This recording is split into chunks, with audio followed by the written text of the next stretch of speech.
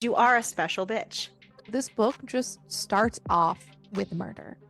How And dare she? I am Taylor Swift, baby. She's his woman. Congratulations, you win. Where's that money coming from, Viper? Good for the whole does not mean good for the soul. Like puppy unhinged? Yeah. Where is this going? It's the tequila talking. Do you? Do you, Alex? Just fuck him. What the actual fuck?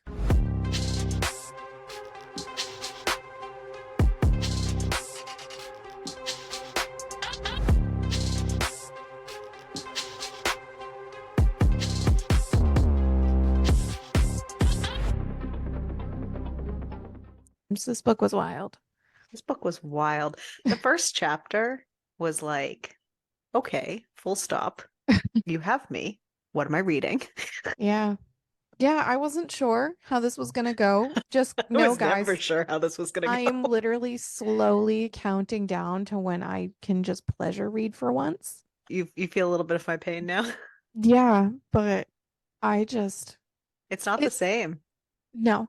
All the books have been so different and keeping the notes for them has been a little different. So, it's been an adventure. And you know what? We are halfway through May now. We're halfway there. Whoa. We're definitely living on a goddamn prayer. And this is not even a special. This is a regular episode. So welcome. I'm less Jazz chipper hands. the further along in this we get. But anyways, welcome. Welcome to May. It's gonna be May. It has been May. It is already May. It's all about May. Literally is. All day, every day, baby. Oh God. So if you guys have been listening along, great. If not, and you're confused as to why I'm speaking, it's because this is Ariel's birthday gift where she doesn't have to do it for the whole month. Do I regret it? A little bit, but it's fine. Absolutely. Here we are. I only have a few more weeks left of this, and then I get to take a small little break. Back to novella specials, which is fine You because can those just be are the easier. special bitch. Honestly, now that you're like fabulous at this, you could just be the special bitch. I feel like you're trying to make me think I'm fabulous at this, and I'm really not. I think if anything, you should be the special bitch Oh, because you are a special bitch. she's just saying that so that I give in and do it. Also that. Uh-huh. Realistically, though, for a while there, we were doing specials and they were all novellas, so I was only doing specials anyways at the time for quite some Right. time. But this could free us up so that we don't only have to have Oh them my be God. novellas. Though it is fun to have a lot of novellas for specials. This week, however, we read Pretty Monster by Sheridan Ann. And Pretty Monster has a content warning at the beginning. Pretty Monster contains explicit sexual content, graphic violence, kidnapping, on-page murder, mind games, heavy stalking, deception, blood play, dubious consent, and non-consenting sexual content. Please be aware, the main love interest in this story is far from a hero. This book was created to push boundaries and is recommended for mature readers. This is not a typical AGA, and readers will need to keep an open mind. And it started out with a really cool dedication, which I liked. And it was just for those whose hubbies aren't willing to pull a mask over their face and chase them through the woods. Dreams don't always come true, but hopefully this will scratch that itch. Keep trying, girl. Persistence is key. He'll cave eventually. Or he won't. You And you know, know, I there's feel always a like different way to shed that weight. dump him. Oh, that too. I definitely wasn't talking about a permanent way. Oh, well, we're not. I say dump him. Ariel says kill him. Like I said none of she that. heavily implied to unalive them. I do not condone such things. I Says mean, the woman who you talks do about you. no, says the I woman don't who want to talks take away about your knowing joy. where the small towns are where you could potentially get away with these things and that she knows someone and the amount of times that I feel that we need to check whatever basement or storage that Ariel actually has, I feel like one of us in this relationship should probably find a way to completely scrub their internet history. So I hear you, but I raise that sounds like a lot of work to me. Yes, but you would find someone to do it for you, and that way you don't get your hands dirty. These FMCs just don't appreciate the levels that these men go to for them, okay? They really need to step up and be grateful for what they have. Ariel, how much therapy do you need? A lot. What have we learned this week, Ariel? What are we not allowed to tell a doctor? We are not allowed to tell the doctor that our level of depression is Taylor Swift level depression. Okay, in my defense, she already told me that she wanted to do something about it. And I was like, I'm okay. I'm Taylor Swift level functioning. It's okay. She did not appreciate me. I appreciate you, but I also agree. Instead, she wanted to put drugs in my mouth. Gosh, why do these people just always want to just push us down? Because they're pushers. They're pushers. That's a deep cut right there. If anyone is curious, that's from Mean Girls, but Ariel and I have a lengthy history with that we will just Not leave talk at about that. right now. No, what we're going to talk about is this book. Yes, Pretty Um, Monsters. monster, but yes. Pretty Monster. You Yes, know what Pretty though? There was a Monster. lot of monsters in this book. And then, okay, I don't know if you had this thought process while reading it because you kind of had this thought when we read another book about how many men have the super hots for this woman. A little bit, yep. Okay, because I That's read it and I why was I like, knew that one of these men was the man. right. Oh, When I was reading this, I was like, I wonder how Ariel's feeling about this FMC right now I because had a like slight moment and she irritated me a few times.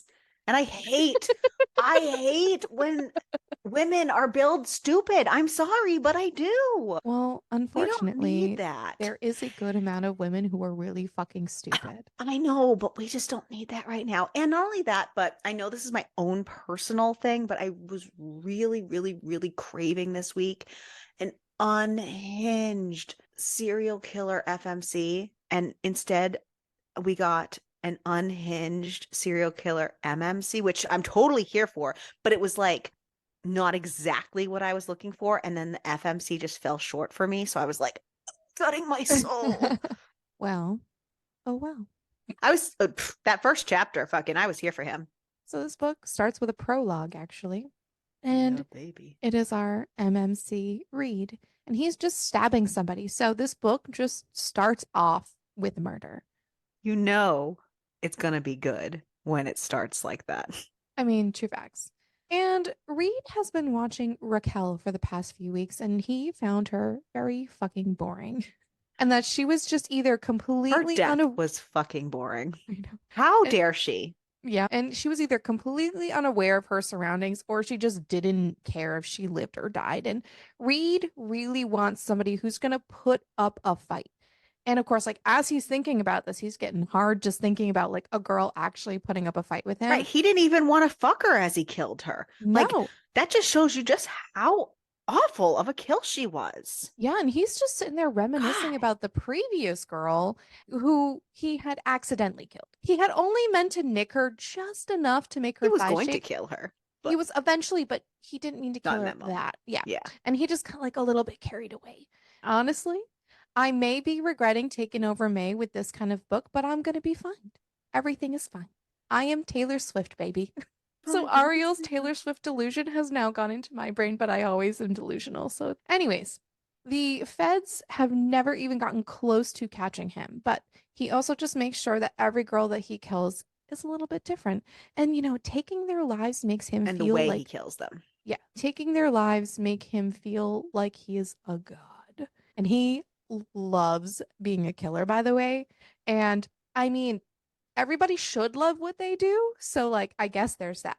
But he And he does, has goals and aspirations. So, I right? mean, Yeah, he does hate Raquel, though, for rushing him along. She probably should not have been so fucking boring. So he kills her. He cleans her up so there's no trace of him, and then he leaves. He needs to find somebody new.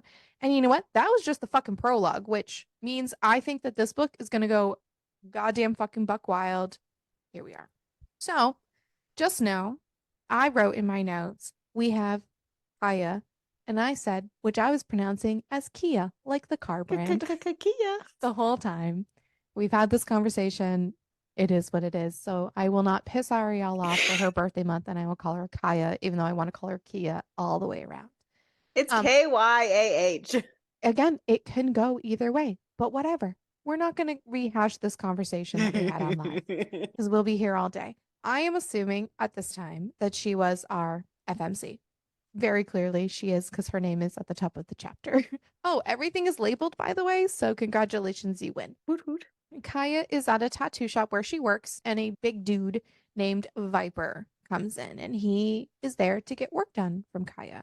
Viper makes a joke about her needing a bigger space, and Big Jim, who owns the place, states that one day this whole shop will be hers. Everything the light touches. Yeah, she is internally screaming because this is a dream of hers. So Viper is the vice president of the Grim Reapers Motorcycle Club, and he has literally been proposing to her since she turned 18, which honestly grossed me out a little bit because he literally waited until she turned 18, He's been taking claims since she was 17. which still gross, but okay. Anyways, I also don't know how old these people are for It's her. true facts. She's the only one. I mean, it's And said like her 1,700 friend we times. know, her friend we know how old she is as well because she does mention it, but at the Yeah. same, no idea how old this guy is. So it could be so fucking creepy. But whatever. He pays her a shit ton of money and he gets inked every single month, which getting tattoos is very expensive. So being able to get one every single month, okay. Where's that money coming from, Viper? Where is that money coming from, sir? Illegal Illicit things. activities Not great with things. the motorcycle club. Yeah. So Duh. yeah. So it does help her out every month, with her rent and bills and all this stuff. So she's not really going to complain that much. And as she is setting up, her friend Crew comes in. He is one of her closest friends and apparently is super sexy as hell. He works next to her, but she has put up boundaries with him to not cross the line, which is smart. And I have always said, and I have repeated it many times on this podcast, don't fuck your coworkers. Please don't do that. It does not end well. Anyways, there has been times though where alcohol has been involved and she has ended up on her knees. But other than that, all's good. At this point in the story, they have not fucked. And it is made very clear that they haven't and that she feels that Crew treats her like a kid's sister, which also little weird. She does mention like later on how weird it kind of is that she thinks this, but anyways, obviously he doesn't treat her that way when they're drunk because that would be very fucking weird It and should be disgusting. known that her drink of choice is tequila, and that is everything you need to know. Yeah, that's it. Tequila. End of story. Hmm. Don't do that. Also, not a great idea. No, Doesn't end well. no. I know from personal experience. Crystal very much knows. Crystal does not Crystal's drink not tequila. allowed to drink tequila. No, it also gives me like a massive hangover. Like it's so bad. Viper, though, does treat her amazing, and she does feel like the sex with him would probably be absolutely fabulous. But Viper is not one for exclusivity, so she's like, I can't really date him because he'd just go And fuck around people. as she says, good for the whole does not mean good for the soul. She is working on Viper's chess piece today, and Viper tries to convince her to tie herself down to him and that she'll cave soon enough.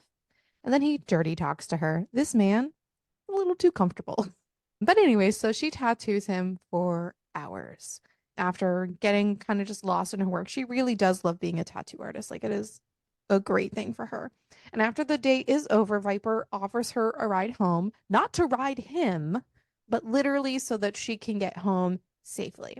She does not really want him to know where she lives, but he says that he's known where she's lived since the day she moved in, and that he's the one who convinced her landlord to turn a blind eye to the fact that she was a teenager when she moved in. So that's fucking wild.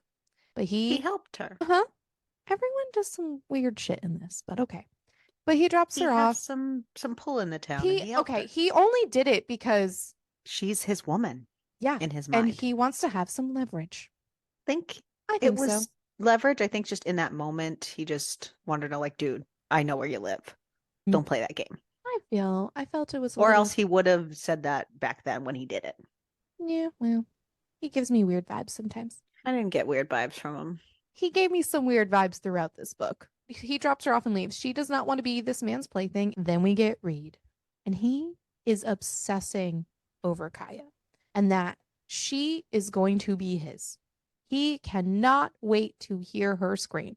He knows that she's going to be easy because she lives alone and doesn't rely on her family or friends, though I don't know if he's a good stalker or not because this part, I don't know if it was a different day or not because he says that she walked home by herself, but Viper drove her home and dropped her off. So he's talking about how he's been stalking her for weeks, and She he's woke up. talking about how he like found her. And I did right. I said, Ariel, I need you to correct me on that unless this is another day. It was just, I think in the moment when I Yeah. was reading it, I felt it as if it had As just it was that moment. happened. Yeah. And I No. was like, but Viper drove her home. So what is going on? Yeah. The No, time in this he's book like was a little catching us weird for up. me. The time in this book was a little weird for me for a lot of There it. was there was a couple times where I was like, When okay, that our catch up was a little fast, but with it could have had more detail or you know what I Yeah, mean? there was some times where I was like, I don't know when we are. Yeah. Yeah, anyways, yes. So Reed knows all the things about her. He follows her to the store, then also follows her on her walk home to her apartment. She does not live in a safe area at all, but Reed knows that nothing will happen to her as long as he's with her. For now, anyways. While he knows there's something a little wrong with him, every man's a little fucked up these days. He's just higher on the scale. Sure, murdering women in cold blood is a little frowned upon, but he's not breaking their hearts. He is very upfront with the women and what he's going to do to them. He draws the line at being a shitty boyfriend. I had Well, to read this. because I know, but I had to read this to Spencer, and I was like, baby. right, no, I highlighted this. So it's because so he's frustrated with the men in her life because he's looked into Viper and he's looked into Crew and he's seen that they're not like great dudes for her. And he's like, well, I may be a murderer, but at least I'm not like making promises I'm never going to keep and Huh? Think breaking about the people's sentence you hearts. literally just said. No, that's what he said. I know, but I'm He's like, just saying. who's the real monster here? It's just so wild to me that rationalizing this in his head like this. I It's so loved fun. it. I thought it was funny. I got a cackle out of it, and it was telling Spencer, and he thought it was funny. He does almost feel bad that he's going to end Kaya's life, but he's going to open her eyes to a whole new world. And all I had in my But head she's was, gonna be begging for it, so yeah, it's okay. by the time her life is slipping away, it's because she'll want it. It's going to be amazing. I'm pretty sure that I'm so fucking broken because while this man is just unhinged, I'm okay with most of it. And I'm just laughing at the absurdity of this going on. And then this man compares killing somebody to getting an extra cheeseburger from McDonald's when he orders somebody. Yeah. I'm It's like, the good stuff. It's what? those extra bonuses It's in a life. yeah. So, anyways, he's been watching her for a while, but Really gives you she's that thrill. oh my God. I was like, are you fucking kidding me right now? She's still a mystery to him though. Once she goes into her building, he just kind of goes to it and lingers outside. He knows the exact apartment she's in, and he just watches her. She left her blinds open, which I don't know if you ever watched You. It's on my list of things. I just haven't gotten to it yet. So the main female character in that, Beck, leaves her blinds open all the time when she's changing, when she's having sex, and she's like first floor apartment in New York City. So this Ugh. gave me that vibes where it's like, girl. But anyways, so all Reed can think of is that he needs to get into her apartment and he needs to taste her. Once she turns out her lights, he makes his way to the fire escape and sneaks in through her window. I will forever be locking my windows from now on. I You already don't do. I anyways. cannot break into my own house. I have tried. I just love how he's just like, I look in her window like some kind of stalker before sliding in. Oh Like, yeah. what do you think you're doing? How do you think this is going? Well, actually, he thinks it's going very well.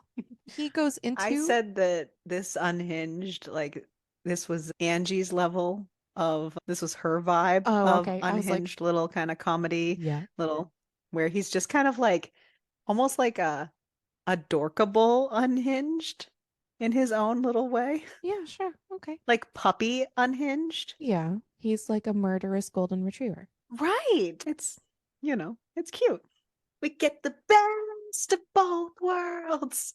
Let out, take it slow, then we kill for the So, show. So, anyways, he goes into her bedroom and he listens to her sleeping, but it's too much for him and he needs to take out his dick and he goes over near her head and he just jerks off. But she has no idea. And he just tells her soon. And then he wipes his hand off on a pair of her used underwear and props them up on her vanity as a gift. Kaya wakes up at a god awful hour.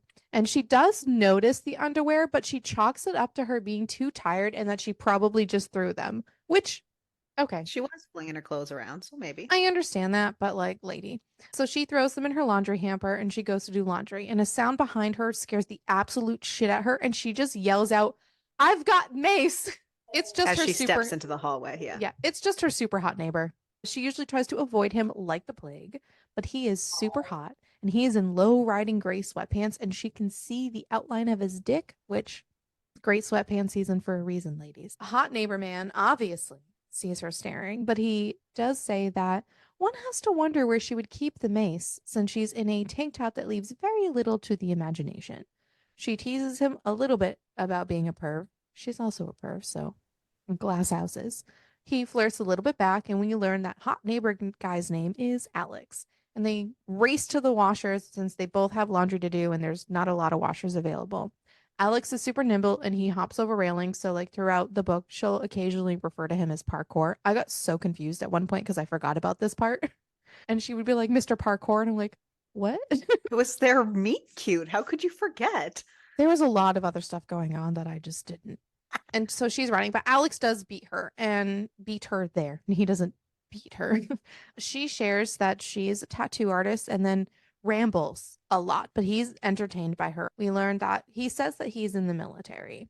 She then informs him that when a hot guy moves in, she avoids him because she'll eventually sleep with them and then they'll get attached and then it's going to be weird.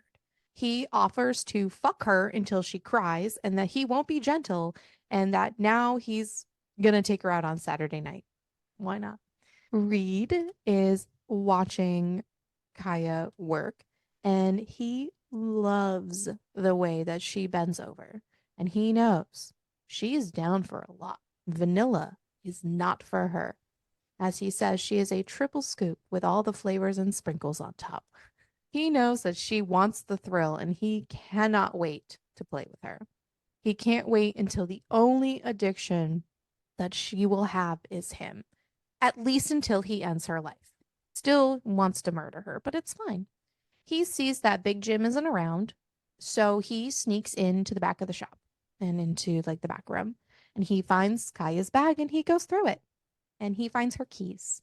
And Reed makes a mold of her apartment key. Don't get him wrong, though. He does have a way into her house, but she'll eventually start sensing him around, and she will eventually make sure that everything is locked. And he just needs to be prepared for this to happen. So he needs this. And I said, Ariel, is this the kind of unhinged you are craving? Because you're welcome. Yes, but I just truly You wanted wanted it to be the woman. just to be smart and out of control, and this Yeah, one was not. I understand. She was cool, but like Yeah, she had her moments that irritated I me. know. He keeps going through her bag, making sure to take like a mental picture of all of her things so that he can have them just memorized. He's also looking for her phone, but it was not in there. She had it with her. He hopes that she liked the gift that he left her and that she deserves a new one every single day. Reed thinks that he might be able to handle it. It's going to be a lot, but it will totally be worth it. The jerking off on all the things, by the way, that's his gift. After Kaya finishes her last client, she cleans up and her and Crew are getting ready to leave. Crew grabs her arm and asks when they're going to finish her sleeve. Of course, that's not what he's really asking. He wishes that he could just destroy the line and bend her over the chair, and he could ruin her for all other men. She tells him that this is a very bad idea, but he clearly does not agree with her, and he kisses her. Usually, this ends with him eating her out or her blowing him, but something about this kiss feels very different in this whole situation. Then he fingers her, and things are getting super hot and heavy. And then Crew finally fucks her, and then he fucks her super, super hard. He also comes inside of her, and oops, they didn't use a condom, but she's on birth control, and she knows that he always wraps it before he taps it, but it was still very risky. Then he kisses her all nice and soft, and then he tells her to get dressed and he's going to take her to the bar across the street so that they can get fucked up and then go back to her apartment and fuck again. She makes a joke about, oh, how presumptuous of you to assume I'm going to let you fuck me again. And he gets kind of intense about it. And she's like, Well, I mean, I never said I wasn't down for it because he gave me some vibes that I didn't like Hmm. very much. Crew does agree to bring her home for a quick shower, and when they get there, there's a piece of paper on her door. It's a phone number from her neighbor. Crew, little annoyed about it. And when she goes into her apartment, she smells men's cologne. And the men's cologne is not Crew's. She realizes that she left the window open, and that I mean that has to be where this smell is coming from. So she closes the window and goes to the bathroom for a shower. Seems legit. You know, yeah, sure. Reed, though, is in her apartment in her bedroom, which is so funny. And he's picturing Kaya in the shower and he starts jerking off and he comes on her bed, on her bedspread. He sees her phone plugged in, charging, and he goes into her phone because he's going to clone her phone. That's why he wanted it earlier. He hears her getting out of the shower and he goes, oh, fuck, I am not done yet. And he hides in her closet with her phone, but being so close to her gets him hard again. Kaya is looking for her phone because it's not there. And obviously, he has it in the closet. She leaves the room to ask if Crew has it. And Reed casually slips back into her room, puts her phone on her bed underneath the pile of like blankets and stuff on there, and then pieces out the window, which is so crazy. But then we get Crew's point of view, which I thought was interesting because I was like, where is this going? Because now we have her point of view, we have Reed's point of view, and now we have Crew's point of view. And I was like, just interesting. And he comes back into her apartment and he says that, oh, I just, went out for a smoke. And then I said, wait a second, is Reed Crew? That was my first note. I was like, wait, hold on, what is happening? Because like when she was calling out for him, he wasn't answering and he wasn't in there. So I was like, oh, there's little things here and there. That idea goes away eventually. I just thought he was too much of a. I He's a didn't dick. like him, I didn't. so I did I not was like him. hoping that it wasn't him, but we're getting ahead of ourselves. Kaya starts talking about how she was looking for her phone and then calls him out on the fact that he doesn't smoke. So what the fuck was he doing? She's like, I hope you weren't out staking your claim with the neighbor. Crew tells her that she's already his, so there's no need to stake his claim. To him, Kaya is endgame, which is a bit much. He sees the pile of clothes on her bed and he takes out his phone and calls her. And sure enough, it's underneath the clothes. We should head out and go to the bar. Prue is kind of getting touchy feely at the bar and it's a little bit too much for her. He's getting super possessive. And apparently, now that they've fucked, that's it. She's his. She thinks that she needs to get fucked up for all of this conversation that is happening between them about him. This is the reason that she was avoiding banging him because she knew like he would get attached. Prue says that, he felt her squeeze his cock and that was it. Boy, go have sex with other people. He does. I know. Well, She that's knows he does. it's just so wild to me because, Kaya's saying like, "Oh, I'm still young. I don't want this. I don't want to drive you crazy when I'm fucking around." But Crew's like, "Oh, no, it's fine. I can handle it." But Truly. she's concerned about fucking it up and then, having to leave High Voltage too. High Voltage is the name of the tattoo shop. But she was like concerned like if they fuck it up between them because they're coworkers, she's going to have to leave. And I mean, like, he doesn't want to back her into a corner, but he's like, there's no more drawing lines in the sand. He's even fine with her fucking Viper only once. And he's trying to like play Get this it out of her off. system. Yeah. He's trying to play this off as if she can fuck around and it's fine, but he'll be there for her, but he'll also be fucking around. So like, does he want an open relationship? It's just he's trying so hard to be like, oh no, you're good. It's fine. We're good. But no, you're mine. It's it's weird. But they do eventually get to a point through this whole conversation because she's also drinking that she just wants to fuck him again. So she tells him to take her back to her apartment. Pretty sure she just wanted to shut him up, honestly. I'm pro You know what? That's one way to get a man to shut the fuck up. Just fuck him. She wakes Yeah. up hungover, which I completely feel that. She drank a lot. But she's also spiraling a bit with everything that had happened the night before. Like, what if he finds someone else while he's waiting for her to come around? Or what if enough time passes and she's still not ready? But at this point in time, she needs to get ready for work. So she gets up and she sees stuff all over her bed and she's assuming it's from the two of them. We know that's not what it is. It could be, but it's not. It's not. And she's like gross and just rips off her bedding and grabs her phone. And she also grabs the phone number that Alex had left and she heads into work. So she's gonna make sure her bedding gets washed. Crew, he's such a piece of shit. Anyway, sorry. He brings up if she still feels him between her thighs and right in front of a client. She responds back to him a little bit and they just kind of get a little flirty. It's just, I hate it. Yeah, it was gross. Big Jim can sense that there's something and asks if there's anything going on. And Kaya's like, nope. And they go back to work. During lunch, she texts Alex, and he is still very insistent that he's taking her out. Crew catches her smiling as she's texting, and he is not thrilled about this either. Because Crew's a jealous motherfucker.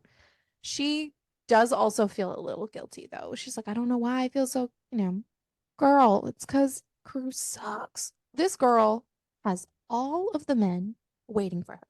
Because guess what? In comes fucking Viper, and he's bringing in his friend Spider to make an appointment.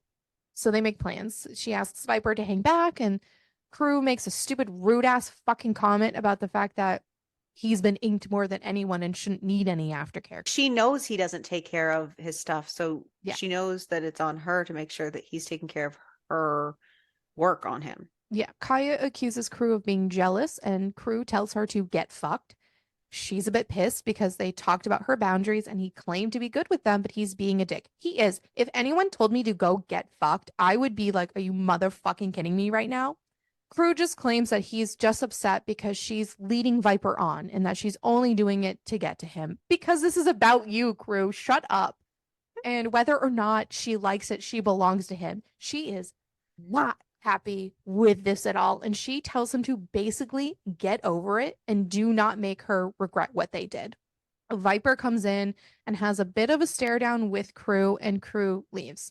Viper makes sure she's all good, and Viper correctly guesses that they have now fucked and tells her that Crew is not good for her. Viper says that she doesn't know what Crew really is like, and that if she really wants to get involved with him, she needs to be very careful. He's not going to elaborate, but just be careful. He's very, very protective over her, and he wants her to be his, but he knows that she's not down for that, and he'll let her play around. And when it's time, he'll take her for himself. I feel that everyone is trying to make decisions for her without actually asking her first. That is Everyone exactly is what's trying to happening. make these Because plans. all these older men found this Young, naive, young, vulnerable 17-year-old girl and have staken claim. It's weird and gross. she's 23 now in this story. But yeah, Yes, fucking sorry. Yeah, gross when she, men. but they found her when Yes, she was yeah, yeah, yeah, 17. yeah. These two Um, men have been circling her so, for 6 years. so crazy. As she's replacing Viper's bandage over his tattoo, the bell rings and Alex walks in, and she's actually very excited to see him. Crew, less excited about it, and he asks who the fuck he is. Alex showed up because since she said she couldn't go out later, he's just gonna take her out now for lunch. The girl's gotta So eat. this was my first time where I was like, okay, Alex is Reed. That must be I like didn't his have last that. name or See, I didn't get something. that. I didn't get that vibe at all for this. I just Because he my said notes for this chapter are, and he just happens to know her schedule and knows when she has a break in her schedule. I mean, in my brain, I just thought he just like showed up hoping that it was for lunch and that if she It wasn't was gonna the take, way he said it. It was well, like, I didn't have, but I mean, again, we read and feel different things. So, Crew, by the way, doesn't like any of this. Viper is also scoffing at what's going on, and she puts them both in their place by telling them how overbearing both of them are, which, yeah, they're annoying. And Jim is like in the background agreeing with her because these men are being fucking overbearing assholes.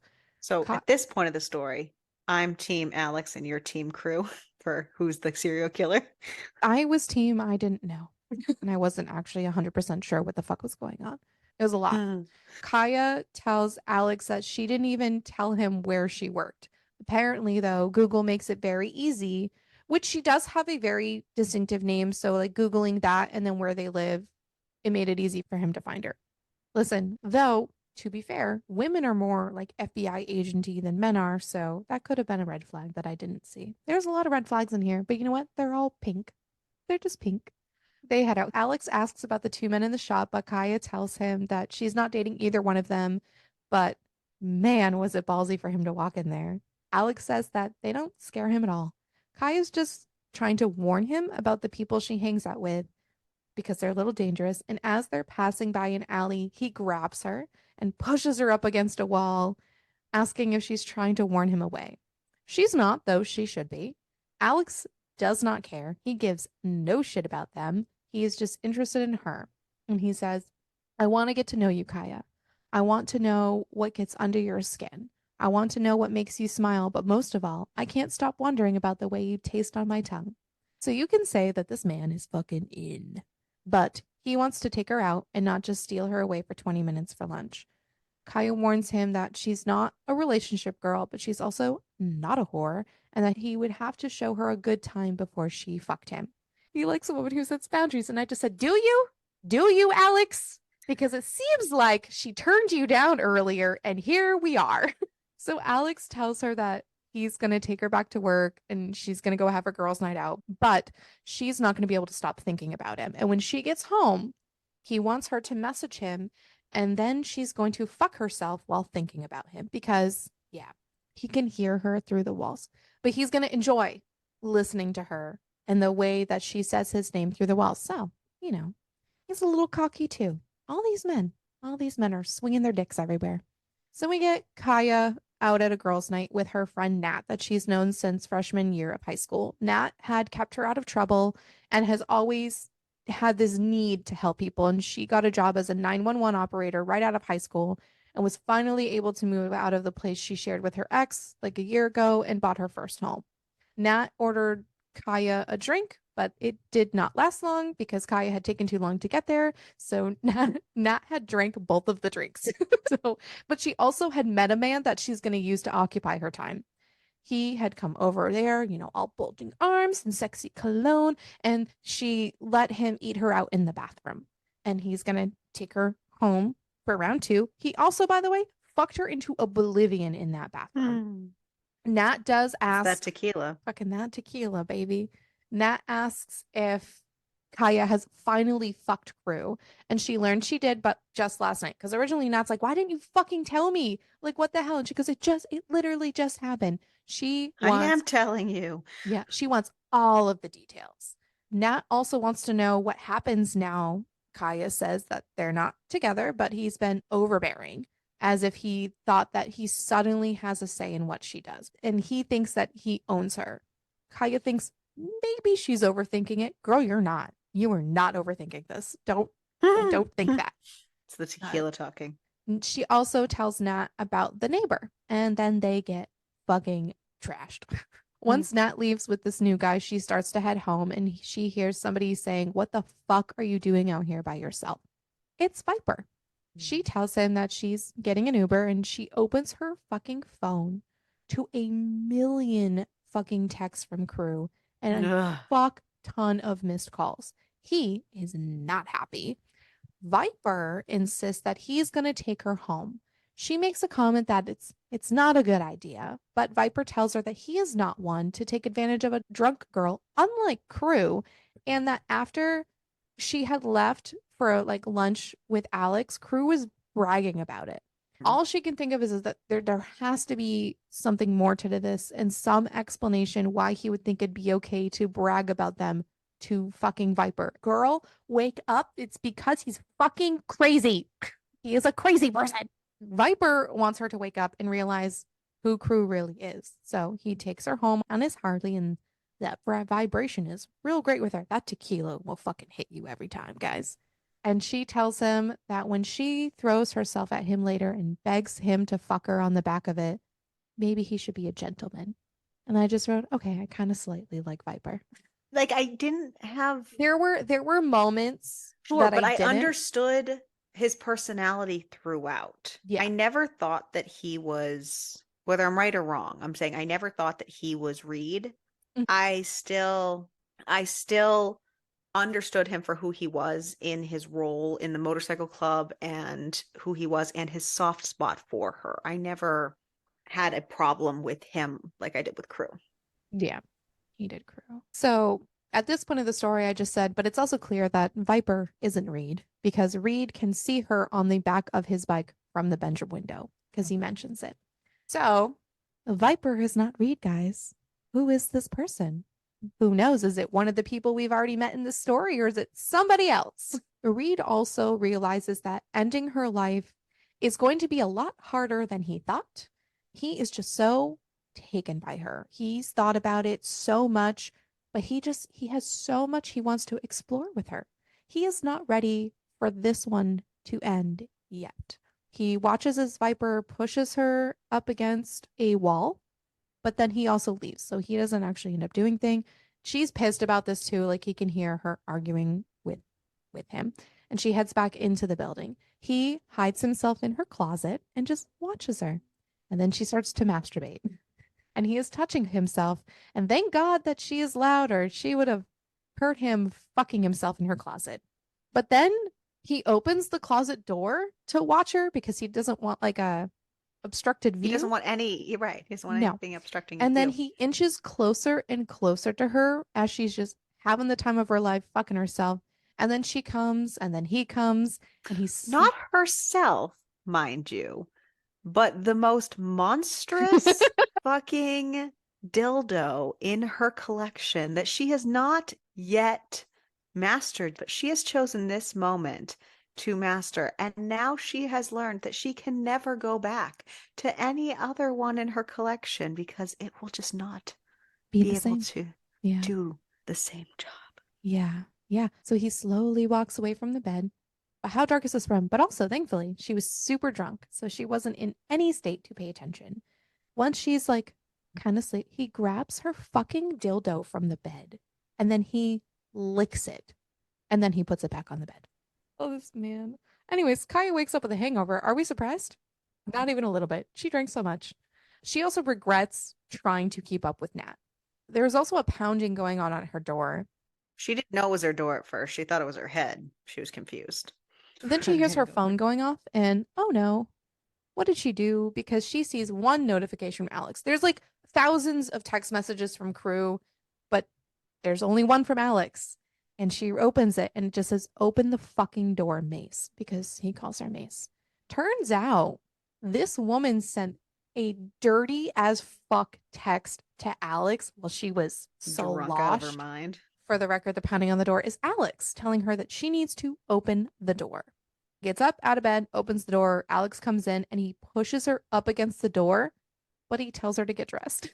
He is not going to touch her until she knows what she wants. It is 7 in the morning, by the way, She's like, it's way too fucking early but for he this wants to shit. take her out. Yeah. And he will not touch her, even though she's asking him to touch her. He's not going to.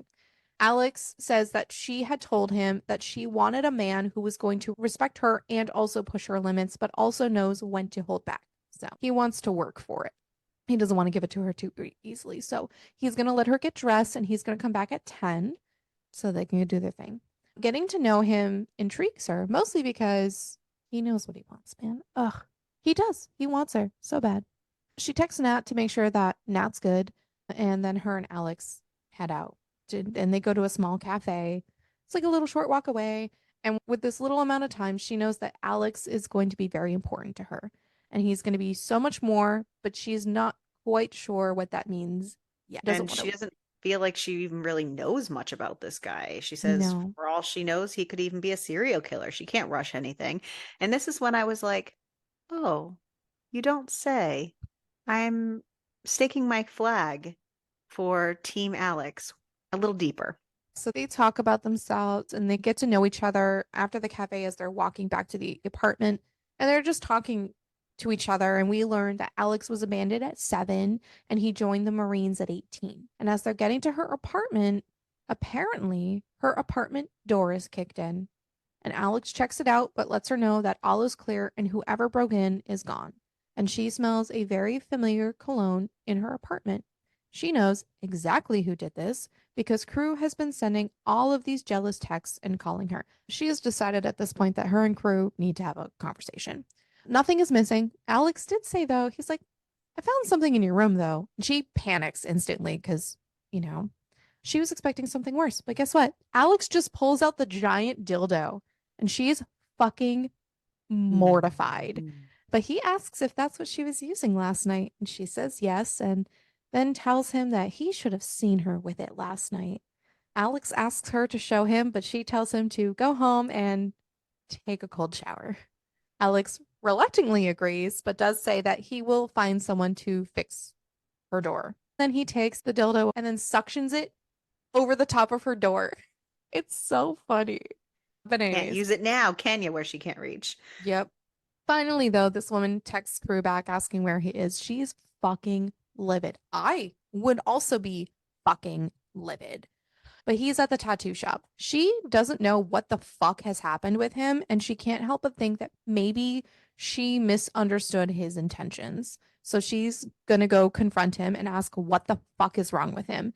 He's mad because she's been ignoring him. And she starts reading Oh. out the messages to him, and he grabs her phone and throws it across the shop and shatters it. Like, bitch. And then he tells her that she belongs to him. Are you You fucking belong for to real? me. Have No, you ever we do. thought No, Taylor just Swift is not in this situation maybe? because that is a happy song. And this is a fucking psychotic ass man who just hucked her phone for reading out his text messages. Kaya says that he has no right to her. They fucked. It was fun, but he will never touch her again after the way that he's been acting. And then this fucking man punches her in the face. What the actual fuck? Crew apologizes and that he didn't mean it, but like, are you fucking kidding me right now? Reed, though, is watching Kaya and he does not like the way that she's looking when she comes out of high voltage. And he says that he saw absolute just red when he saw that Crew punched her. He decides in this exact moment that Crew is going to die. Crew is a messy guy and he is about as bad as they come. Reed knows who Crew really is, and that if Kaya knew, she wouldn't even be able to look at him ever again. Apparently, Crew's brother is the biggest organized crime boss in the state and that he specializes in human trafficking. And over the past year, Crew has taken to the family business. And sure, while Reed likes a little murder from time to time, he is nothing like Crew.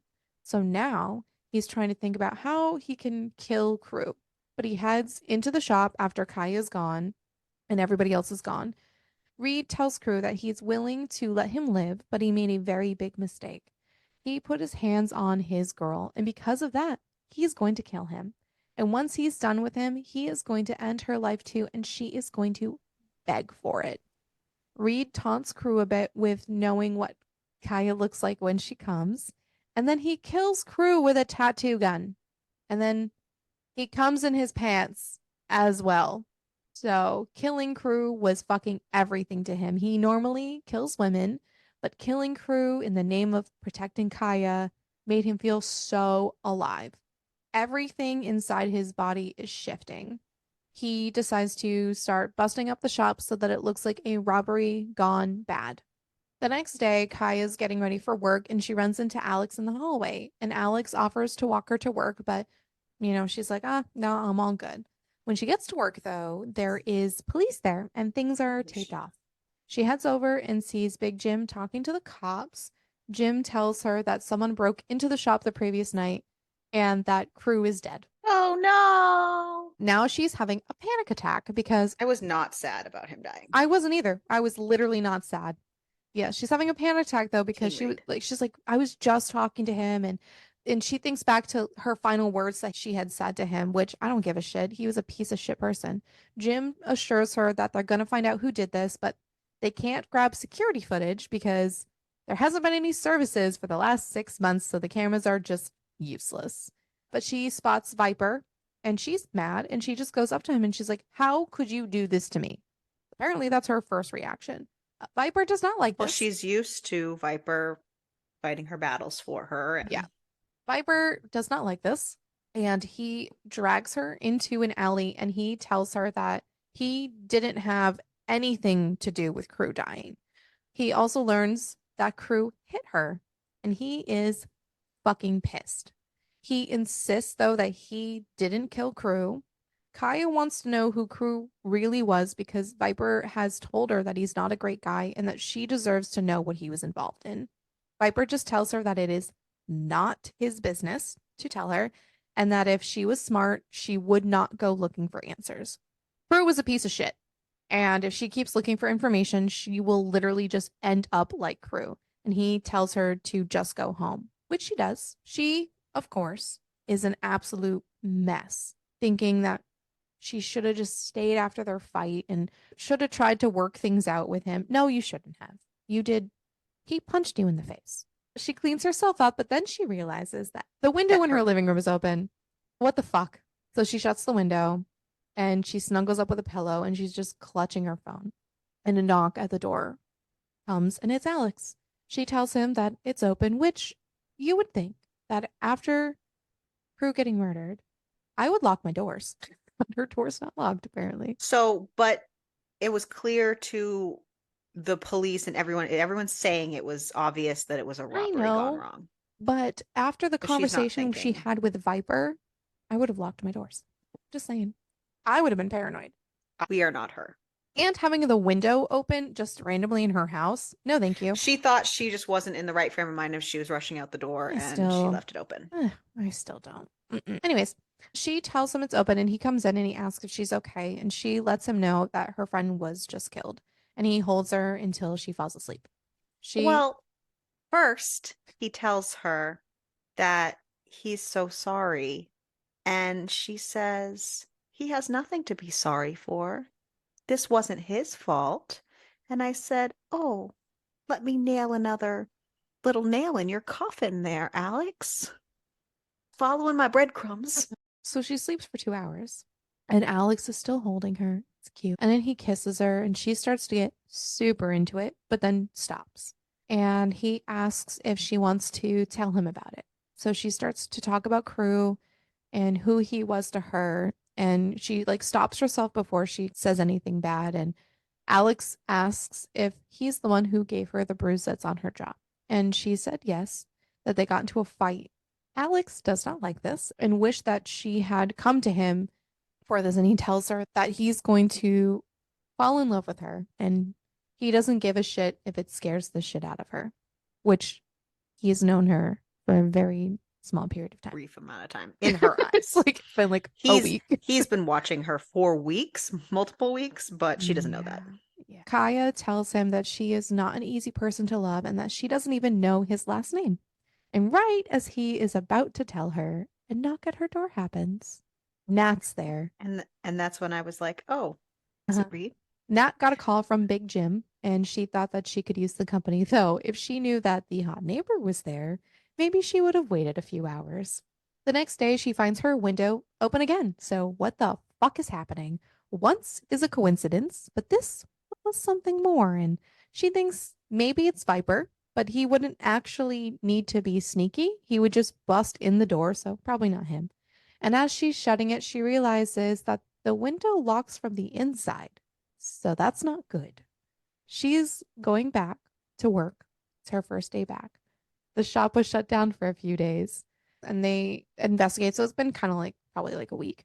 Alex has also been giving her space, trying not to crowd her so that she can grieve. He does, check in on her though occasionally. And also the dildo he found is still there. But apparently, she's like, I wish I had cleaned it before he did that. So that's gross. Well, she didn't know. She scrambled up. I'm She fell just asleep saying, with I know she just tossed it, but you would think that after you do that, you would clean it because that's what you most should do people. when you're Most people, sanitary. yes, but she had just fallen asleep. I don't care. I agree with you. I It's am so too gross. neurotic for things It like grossed that. me out. But I am way anyways, too neurotic for things like that, personally. right? However, So she's she just had got like a fallen asleep. dirty cum dildo hanging over her door. Well, it had been licked clean. She didn't know it She was doesn't licked know clean. that. She doesn't know. Still disgusting. It's a Oh, cum absolutely. spit dildo right now, okay? It's hanging over her door.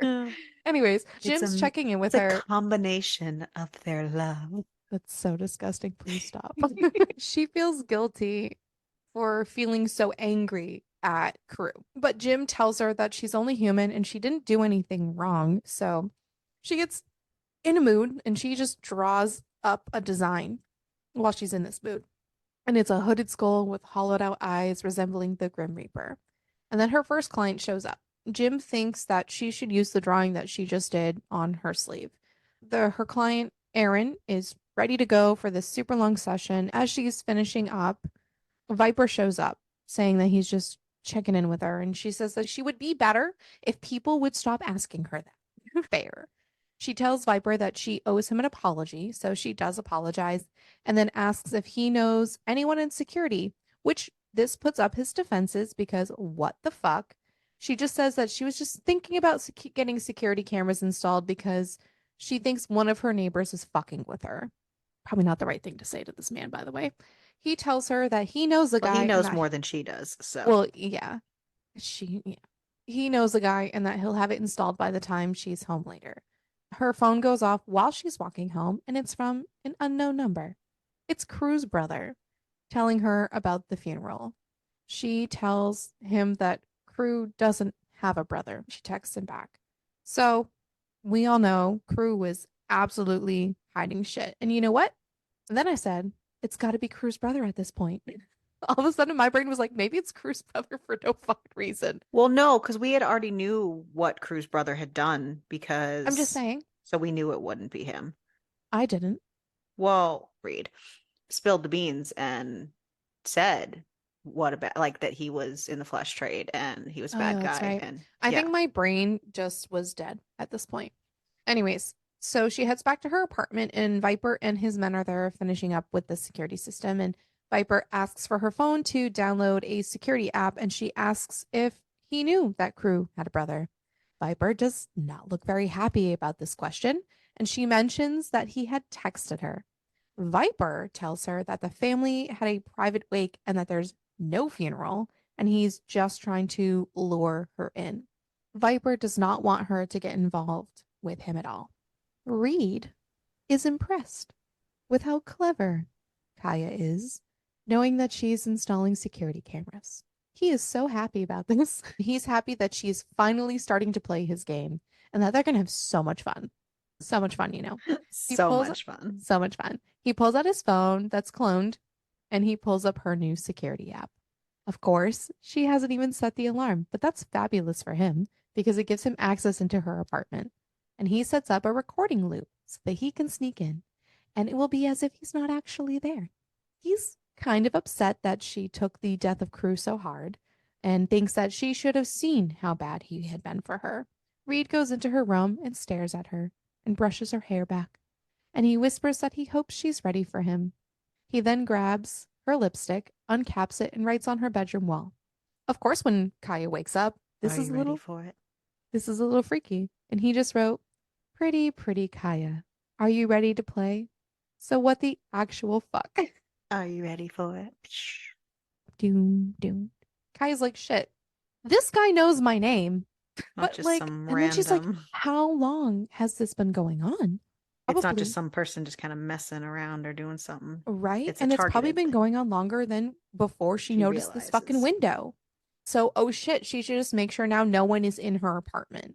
So she runs around, looks everywhere. She doesn't see anybody. Everything is empty. And she thinks about how stupid she's been, but also that she's glad she didn't pay for the security that Viper installed if someone could just come in while the fucking camera's going No, off. you dumbass. You didn't even set the alarm. Yeah, well, she doesn't think about that part. Kaya then thinks about this stalker dude and wonders if he's the type to slit her throat in her sleep, or is he just there because she excites him?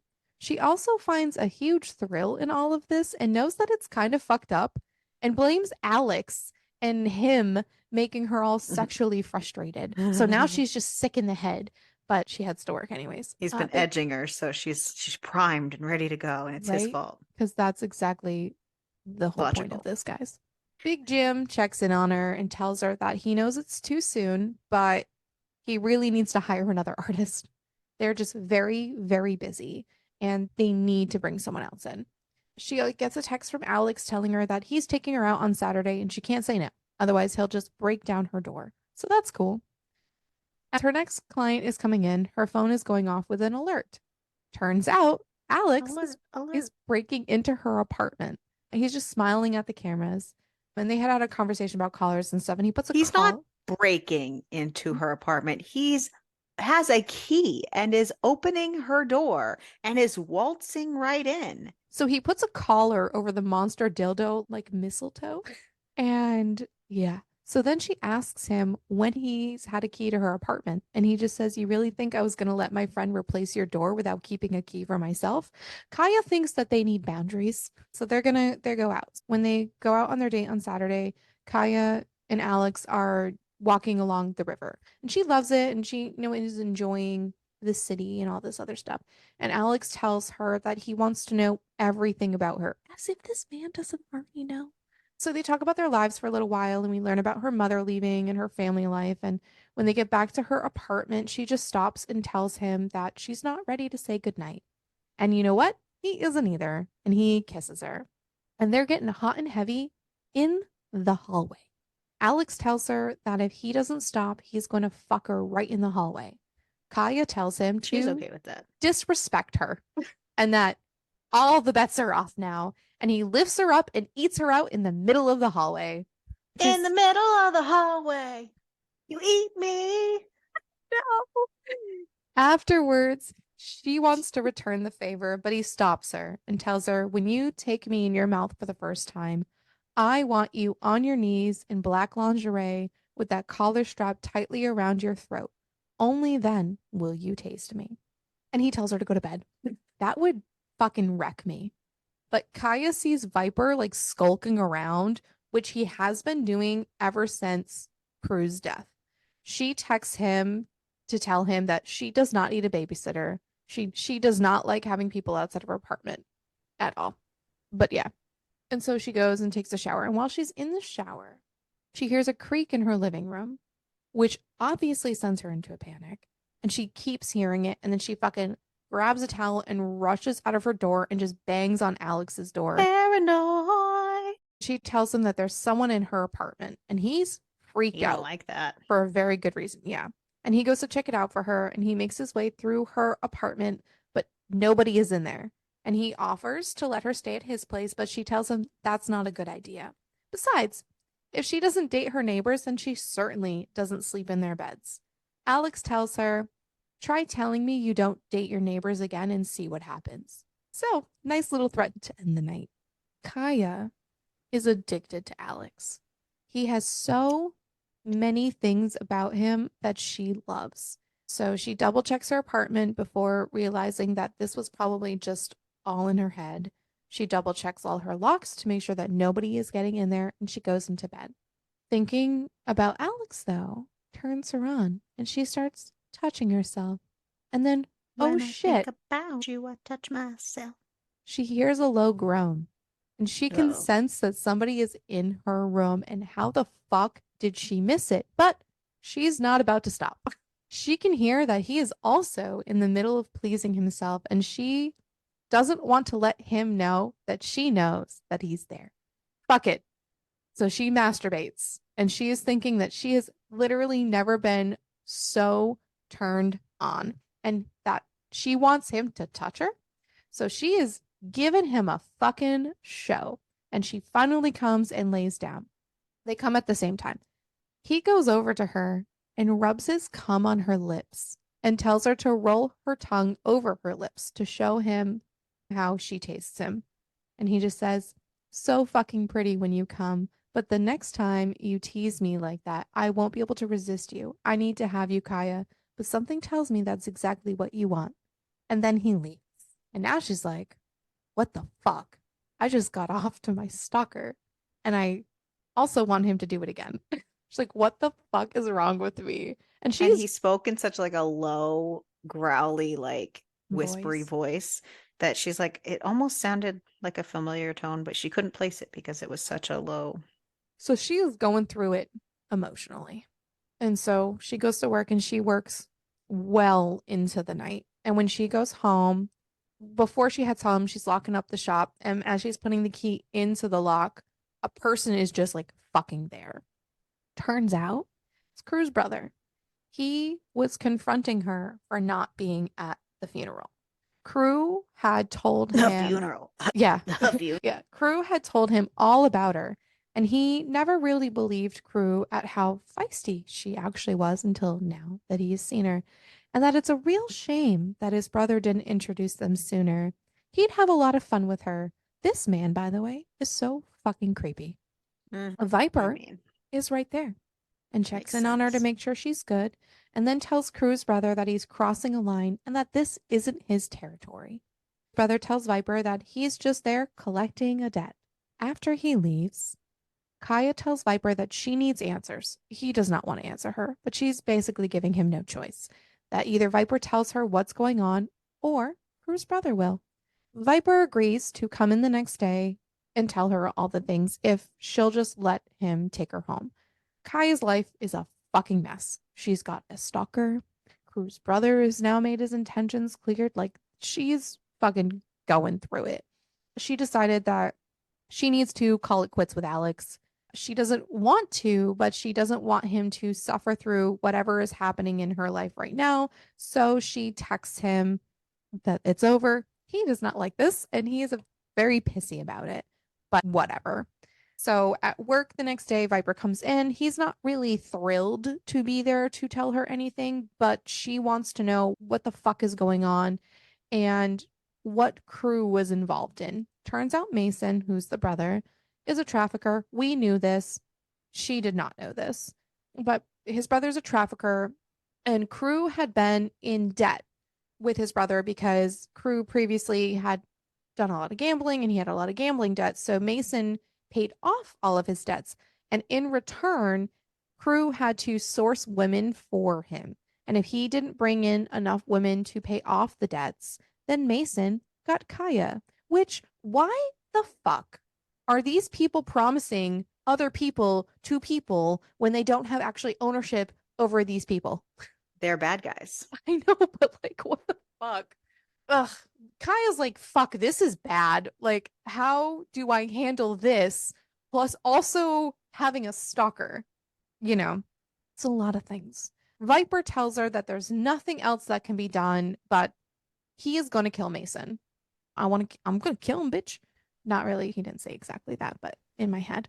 She doesn't know why Viper would go out of his way to protect her when she just rejects him all the time. But Viper tells her that you belong to me, you always have and always will. He also saw her with the neighbor, and now he's impatient. I've invested too much time into you to allow you to fuck around with someone else, especially now that Crew is out of the picture. So many men in this book think that they own her, and I hate it. Reed also is enraged. He doesn't like it either. He wants to own her though, but that's besides the point. He is watching Kaya with Viper. He watched him kiss Kaya, and now he's learned that Mason has also cornered her. Viper has security on Kaya, so he's just going to have to start with Mason first. So he finds out where Mason is located and he heads there. He sees that there's more security around, but it's fine. He'll be in and out before they even realize that their boss is dead. He takes down a security guard, makes his way through the maze of this fucking warehouse, and he slips Making our way into through Mason's the office warehouse. and waits. He just like hides a little bit and then waits. And when Mason sits down at his desk, Going to find Mason. Reed comes out and chokes him with an old computer cable. I'm gonna kill And him. oh my God, he's about to come in his pants. So then he takes Oh, his dick out it's and he just so comes on erotic. Mason's shoulder as he strangles this man to death.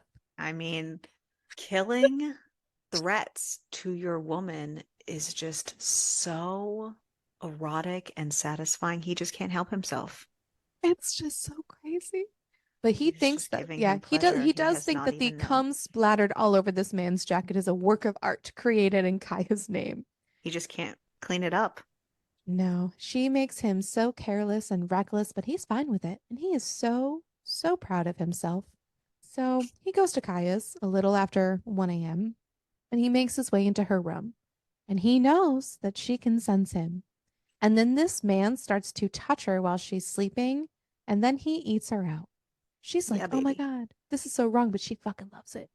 And then he also finger fucks her. And then he tells her to sleep in peace and that she is safe now and not to worry about Mason Ledger ever again. Kaya acknowledges how fucked up in the head she is after all of this shit that just happened, but she's also like taking the Wicked time turned to on. decide in her head what to do. Like, should she just like leave the window unlocked or will that send a message? She's Does she want official, to send that message? right? She's officially become addicted to her stalker. Yep. He made her come and he took care of Mason. And as her thoughts are swirling, she steps into the hallway and Alex is right there. But she has to work. Alex, though, does not want to let her go. Things were just getting good with them. So he heads to High Voltage Inc. and he overhears Viper talking about Mason being deadsies. And he heads inside and he tells Kaya that he wants a tattoo. And why not get one from the best in the business? It's the weakest excuse to see this woman. He fills out the forms and we learn that his last name is Reed. So we have Oh, now learned that the stalker is shock. Alex. Oh, Listen, some people might not have that thought process that you do, and they would have been shocked. I'm I just hope they saying. were. Me too, but Ariel's just going to be a cunt about it. And he was like, I loved the shock. confirmation. Oh my God. Please get out of here. Hey, listen, you were a little shocked, odd. Not I want to know who really. you thought it was after After they were the dead. key thing, I knew it was Alex. I knew it for like, Oh, when he was in her apartment. I got yeah, why do you have a key? And I'm like, ah. gee, because you made it out of a mold.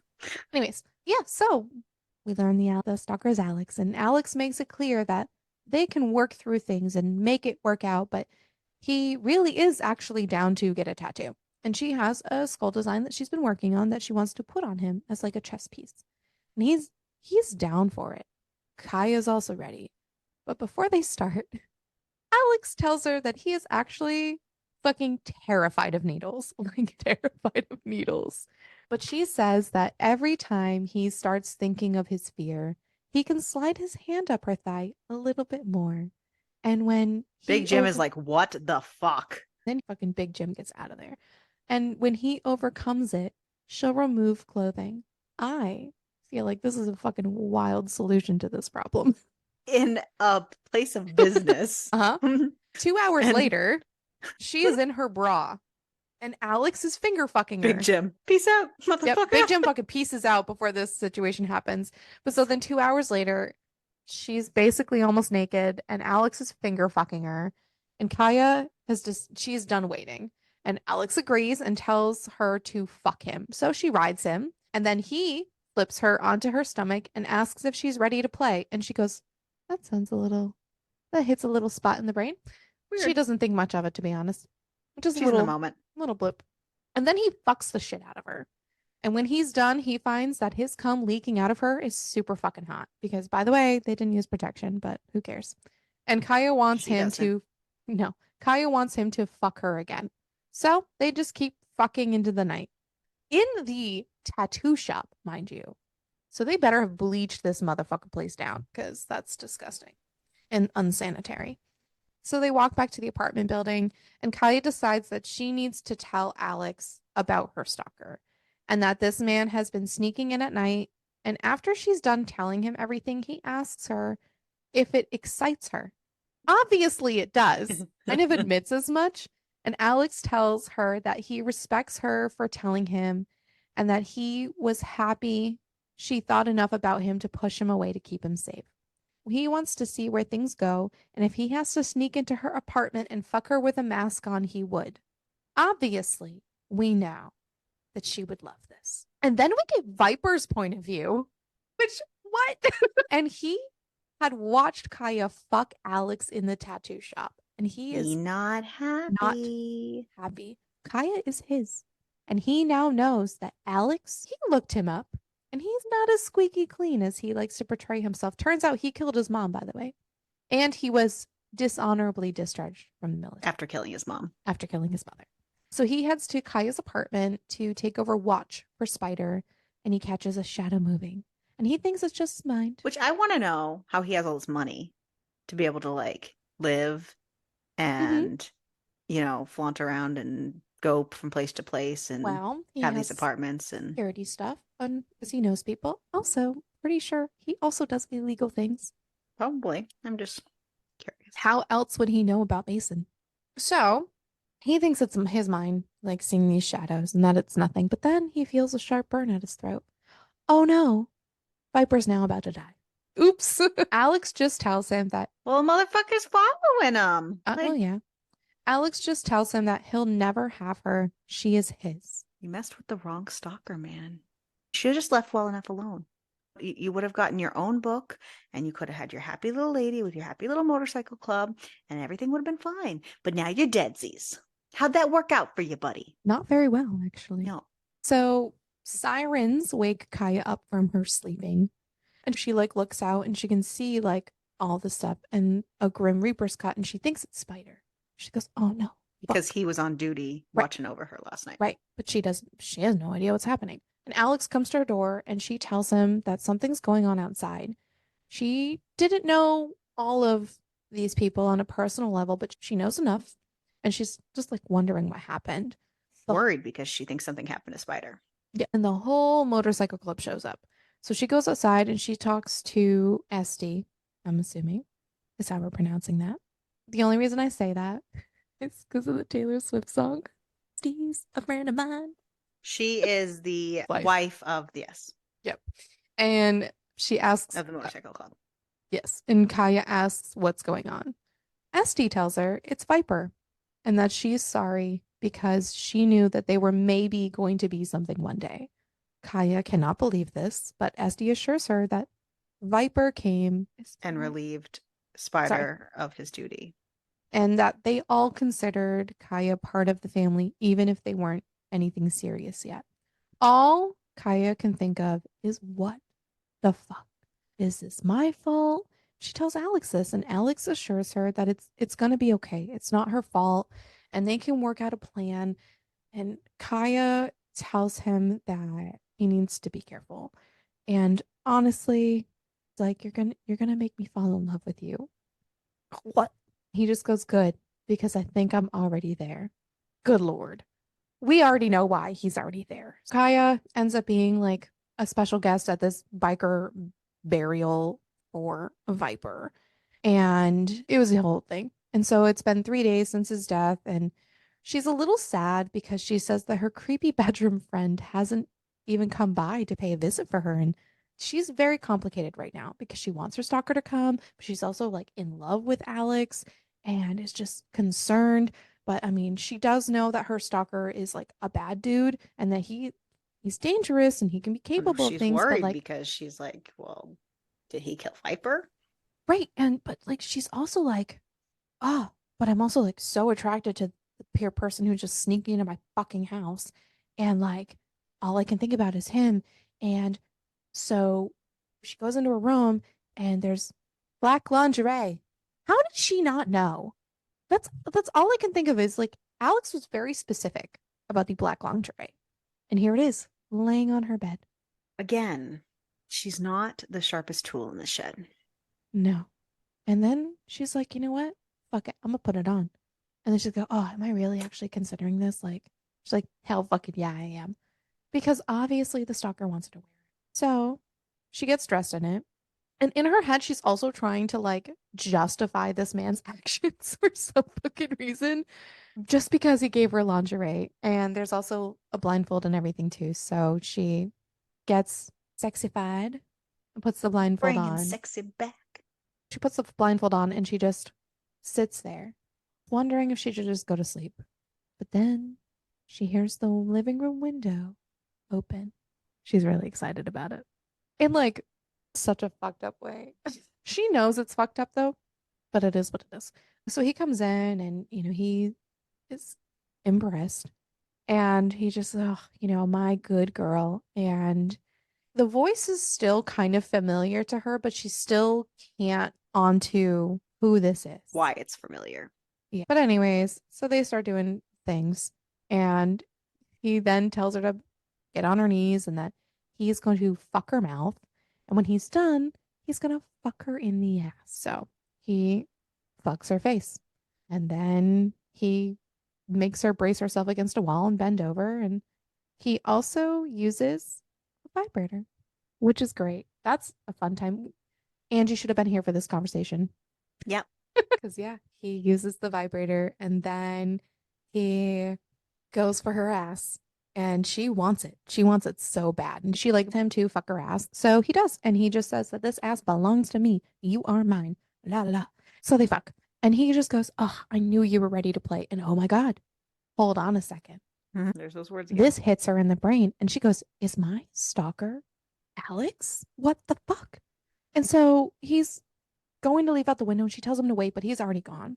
And Peace now out. she's like, fuck, he wouldn't cross my boundaries and then like kill Viper. Like, I'm not gonna fucking believe this shit. And so she is a mess. And so she goes over to Alex's apartment and is like banging on the door and tell him to come to the door and this. Of course, like it's taking him a little bit longer, which obviously there's a reason why, but she's also like stunned because he actually does answer the door. And she goes, "You weren't just like in my apartment." And he goes, "Listen, as much as I would love to be in your apartment, spending my night with my face between your legs, I'm here." And she's like apologizing, and that the whole stalker thing is just really, really getting to her. He says he's jealous. You can't be jealous of yourself. Got to put up a good front, don't you I know? understand that, but yeah. But he is like curious as to what the stalker did to her. And she's like, instead of telling you, why don't I just show you? So then off screen or off page, They she fuck. shows him and she doesn't notice that it's very similar. That's the thing, is I feel like she's stupid because yeah, No. because realistically, like if she already knows what his dick feels like you would know. And she makes a very big deal that her stalker's dick is like so big Gigantic. and right. And it's and she's never had that girth before and all this jazz. She was just in deep denial. She is on the denial river. Anyways, she has bruises on her. Now with this, she's just got super conflicting thoughts about being with Alex and everything. And she also just has like so many questions for her stalker, like why her? And how did he even find her? And how long has this been going on? So then she gets a heavy pounding at her door, and it ends up being Spider. Spider's there. And he had been looking into what she had said about having a stalker. And we learn that they have found out that the security feeds have been altered. And whoever had broken into it, they now don't have control over this system. So it's been setting a loop. So that is why anytime they go to look at the video, they can't actually see who's the spider's telling her, like, whoever it is has made a copy of the footage before he comes in and replaces it with the real footage with that. And this is unsettling. So she like, "Hey, can you like fix it?" So basically they're just going to reset the system to hopefully give them back control over the security. So later on, she brings up her security feed and she's going back through all of the old footage and it finds a small little hidden folder for her old data. And she realizes that these are all the deleted files that got restored when Spider and the guy Fuse rebooted the entire system. And she goes, fuck, now I need to look at this. And so she is seeing the video footage of her stalker in her house. He moves with a lot of ease and confidence, and it reminds her of Alex. And, that's the one thing that she loves about him is just how confident he is. And then she watches basically her fucking him and she's like, is it a little weird to be turned on by my own sex tape? But then the guy looks up at the camera. And so she's like, oh, fuck, I'm going to take a screenshot. So she took a screenshot of it. And then she edited the screenshot to like fix all the contrast and everything. And sure fucking enough, it is Alex who has been her stalker. Alex, meanwhile, is out on the fire escape and he is trying to hack into her camera and her security system so that he can create the loop like he does all the time. But the app keeps forcing him out and it's blocking him. So he actually can't get in. Has she actually finally figured out that he's been fucking with her security system? Like, what is going on? He's thinking to himself, maybe I'll just like leave something on her pillow tonight to know that I've been thinking of her. Despite his better judgment, because he can't fix the camera system, he reaches for the window and he goes to slide it open, but it's locked. And he's like, fuck, what the hell? So he has to jimmy the fucking window open and he knows that this is a trap. And he gets in, he goes into her room, and his eyes make his way to her bed and he sees that her bed is made. And he's like, what the fuck? She has never made her bed in her entire life that I've been watching her. And he does not like any of this that is happening. And so then he walks out of her room and he sees the same red lipstick scrawled across the wall. And it just says, I know it's you, Alex. Smile for the fucking camera. And he is impressed, actually. And he goes, you know what? Clever, clever girl. And then he looks up at the camera and I he mean, just he does goes, appreciate someone who can he does. up their game. He's wanted that. And so he just looks at the camera and just goes, you better run, my sweet Kaya. And then we get Kaya talking with Nat, and Nat's like, why are all the hot ones unhinged? I had such high hopes for you. Then she realizes like all the signs had been there the entire fucking time, and that it Oh, was you don't right in say. front of her face, and she just literally ignored it all. And then she's kind of going back and forth with, should I tell the Grim Reapers what's going on? Should I tell the cops like what's going on? She doesn't really want Alex to end up in a grave. So there's just a lot. And Nat is like, I don't want to make any accusations, but like now that you know Alex is your stalker, does this mean you believe he's the one who killed Viper? And she's like, I hadn't considered that. Dumb bitch. Despite everything going on, she just can't figure out how to not love him, which is wild. I mean, he went at her from both ends. Yeah. And Nah, Nat's like, literally. literally. And Nat's just thinking that, if he's done it before, there might be stuff about him online. And like there might be police reports. There has to be a trail of shit. Just like it's just Alexander Reed. It's probably super common. And they learn through Google that he was a decorated soldier, and it's like a news article. And it's just a decorated soldier discharged from the military after the murder of his mother. She's And like, it couldn't be him. There's so many ones that popped up. Like, such a common name. mhm. And then they find the picture with the article. And they're like, Nope. never mind. Yeah. So at 2 o'clock in the morning, a text message comes through and it's Alex's name on the screen. And he's just asking her, where are you? There is nowhere you can go. I won't find you. Don't keep me waiting. Kaya texts back, this needs to stop. I'm done, Alex. It's over. And then Alex Mm. just sends Mm. her a screenshot of a Google map hitting her exact location. And then there's a second pin, which is his location, but he's a lot closer than she thought. And literally by that, we mean he's in the The same fucking place. apartment. He Yep. just goes, what did I tell you, my sweet Kaya? You better fucking run. And she does. All I have is that Loves this. fucking like TikTok sound in my head. Run. Oh, yeah, yeah, yeah, yeah. And she does, but she runs around. He's having a blast. He's having so much fun with this. And she, instead of running to get help, she runs into the bushes. And he realizes she actually kind of wants this about as much as he does, which she does, by the way. She loves this shit. And she just keeps running and she keeps running deeper and deeper into Central Park. And by the time, like, when he catches up to her and everything, she is terrified, but she's also like fucking so goddamn turned on at this point because this woman loves this shit. To quote Crystal's favorite, she's like a goddamn faucet. She's like a waterfall. So he's choking her. He gets her up against a tree and he just says, this is usually when he would just end her life. And he loves like feeling the heartbeat in her neck and there's nothing Feeling that like it. rush. He loves it, but kind of just doesn't want to do it because there's so many things are so different and unusual about this entire situation. And she asks him He like, would actually grieve her and miss her. and he And doesn't it's want to do weird. that. He doesn't want to do that. And she just asks him, are you going to kill me? And he goes, that's up to you, Mace. Lie to me and you might find yourself in a position you don't want to be in. What do you want? And she just says, fuck me, Alex. And so they do. They fuck super hard against a tree, which actually sounds like terrifying and painful, but also great at the same time. Like a nice rush. We've had a lot of tree fucking lately. We Trees. are on a hunting journey. That is true, we are. She does admit to him that he terrifies her. Then he fucking drugs her with a sedative. I wasn't expecting that actually. He just, I know, and then injects her. And I was like, oh, cool, another book with drugs. Another drug book. When she wakes up, she's obviously not having a great time. And she is like chained to a bed in a room, and it's small.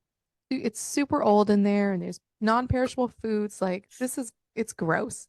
She says, it's clear that this room has been used before because there's old rusty stains on the ground and the chains that tell her it's not rust at all, that it's blood. Yeah. Yeah. Yeah. She's like, I shouldn't be so excited about seeing him. Like, she's so fucking into this. But when he finally like comes in, she goes, "You know you're fucked in the head, right?" When she sees him, she asks the dumbest fucking question. She's sitting there chained to a bed and she goes, "You're not going to let me go, are you? Really, bitch? Really? Yeah. You were Yeah. just drugged, kidnapped, and chained to a fucking wall in a room filled with blood spatter, and you go, you're not going to let me go, are you? Well. Bitch, please, please don't be this dumb. Please." Oh, yeah. She's like, "You know you're fucked in the head, right?" He goes, "Yeah. I know. I mean, I know, but you know what really turns me on is that you are too. You just haven't realized it yet." He says that he could never hurt her and that this is only a precaution until he knows that she's not going to do something stupid and that she knows way too much. What he's been doing, usually the women he plays with end up in shallow graves across the country, but she's different. But she's different. But daddy, I can change him. But she's not like the other girls. But daddy, I love him. No, I can change him, but really I can. And she just asks him if any of it was real. And he says, of course it was. Every day I wake up and think of you. And she asks why she's so different from the other women. And he just says, with them, it was just about getting off. I'd fuck them, but it was always missing that adrenaline rush that comes when you take somebody's life. Watching the light fade from someone's eyes has always gotten me off in a way nothing else could. And he feels the exact opposite with her. He could not bear what would happen next because he doesn't want to miss her. He says, I'm fucking crazy about you, Mace. Just because I take crazy to a whole new level doesn't mean that any of it is any less real. And none of this changes anything between them, and that everything that he threw at her, she was more than ready for, and she just didn't know it. And running through the park last night, it was the fear that got you off, not me. Before I even touched you, you were already soaking wet. She wants to be able to trust him, and he's just like, you shouldn't. Which he, smart man. She goes, I don't know. Like, I've only just found out. It's a lot to take in. You've just told me you're a serial killer and you get off on ending women's lives. And he goes, men's too. That's a new discovery. It's a new Died. development. It's new. He doesn't think anything needs to change if she doesn't want it to, but he needs to know that she's not going to run when it gets too hard or if he crosses a line that she's not willing to bend. She just like taunts him, but what if I do? You're only going to find me again. She's not scared of him, but he kept her there for 3 days, by the way. He did take her out of the cellar and she spent time, sketching and doing all that other stuff. And she's still cuffed. She kind of just like lightly pulled stuff and the fucking cuff comes off. And she's just thinking, I could run. Her big thing is she needs to get out there to speak to her friend Nat because Nat's totally probably freaking out right now. But she does think that if she tells Nat that she's in love with him and explains the whole like fear kink, maybe Nat will come around a little bit easier. She's still gonna be a little wary of him, but like maybe she'll come around. Oh, It's killer. been 3 days. Nat should have already The called the police. motorcycle club and Oh, or the that too. police. So she really does like love this man. But as she's in bed with him, she kind of like reaches over and finds a pocket knife. And then she just like puts it up to his throat. And she goes, I am bored of playing your little house bitch. I am going home. He thinks this is funny. And then he just digs the knife into his own neck, which is insane. But then he smears his blood over her body. And then she fucks him because why not? They She both really realizes like this. she is Crystal so, doesn't, but they do. I mean, yeah, there's a lot of things. She is super into this. And he wants to work her up Hey, to at least they didn't take the knife to new places. that is true. That there's that. He wants to work it up enough that she'll be the one bleeding while he fucks her. That's fun. But he does state that he messaged Nat and Big Jim to let them know that she was sick. And Big Jim's not going to expect her at work. And Nat's been sending memes to make her feel better, but he does not respond the way that she would normally respond. Man, you would think after all this stalking that he would know how to speak like her. What But happened? he's not used to having to long-term game stock. That is true, yeah. But he had snuck into Nat's house, which she's like, you can't be sneaking into women's apartments in the middle of the night anymore.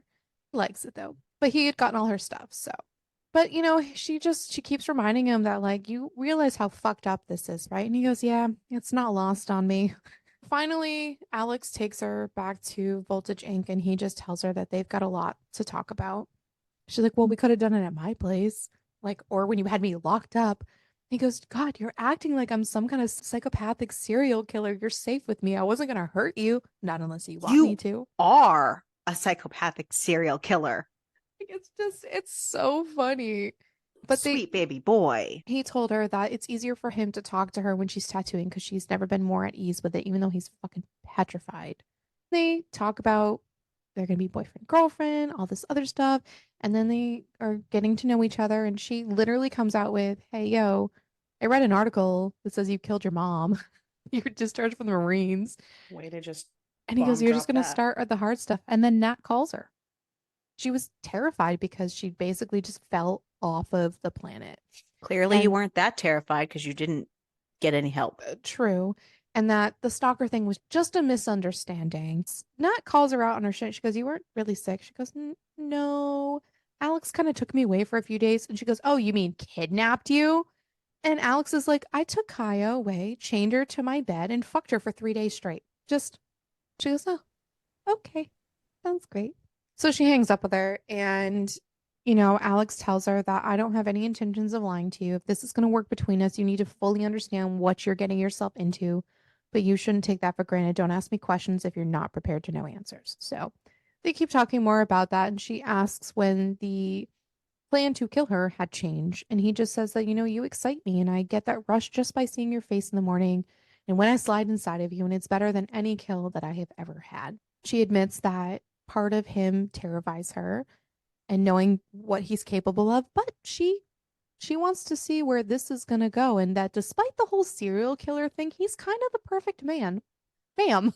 She kind of just is like, "Hey, please tell me you didn't kill Crew and Viper." And he just says they needed to go. He killed them basically to protect her. She's like, "You can't do that. Just I can't that can't happen again." And he goes, I can't promise you that." Then she goes out drinking with Nat for girls' night. And she keeps thinking that everything that could destroy his life, he told her. But she does, it's fine. And she's gonna get some lady balls and go knock on his door, and maybe he'll chain her to another bed. And also maybe even hang her from some chains like he threatened he would. Why? I understand. She's just like She so into thinks it this. sounds like a good time. Yeah, but he does tell her that he's thinking he might give this whole cold-blooded killer thing a bit of a rest. He's trying to put his stuff aside for her. He still gets the ragey, murdery feelings when he's seeing people beat the shit out of their girlfriends, but, you know, he doesn't want to do that. So he's on the phone with her, and she just tells him, "The only way you could ever let me down is if you don't come home and fuck me. So forget about him, Alex, and come home." So they do. He goes there and tells her not even to think about touching herself before he gets there, and that he may be an unhinged serial killer with stalker tendencies, but he is my unhinged serial killer, and for some reason, we just work. And then we get an epilogue that is 2 years later. Yes. Our epilogue is 2 years later, and she finds out from Big Jim that he would like her to be a partner at the tattoo parlor, and that after a few years as a partner and learning the ropes, he's going to retire and it will be all hers. Dream come true. And she cannot wait to go home and tell Alex all about this.